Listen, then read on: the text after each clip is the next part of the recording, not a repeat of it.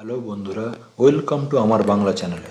আমরা এখন এসে গেছি বহুরূপী ছবির গানের প্রমোশন। এই ছবির বহুরূপী শিল্পী ননীচোরা দাস কি বলছেন শুনে নেওয়া যাক। চলুন আমরা একটু দেখে নিই।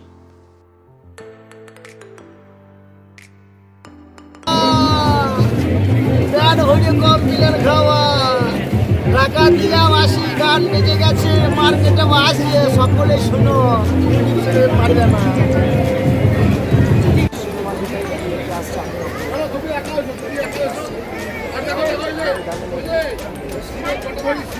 তো আমি এই গানটার বিষয় নিয়ে এমন কিছু বলতে এখন চাই না, কারণ গানটা যেটা করে আর এই গানটা নিয়ে সবাই খুব অনেক উন্মাদনা দেখাচ্ছেন এবং ইয়ার রহমানও এই গানটা নিয়ে বলেছেন যে গানটার জন্য সেটা নিয়ে কি কেমন লাগছে।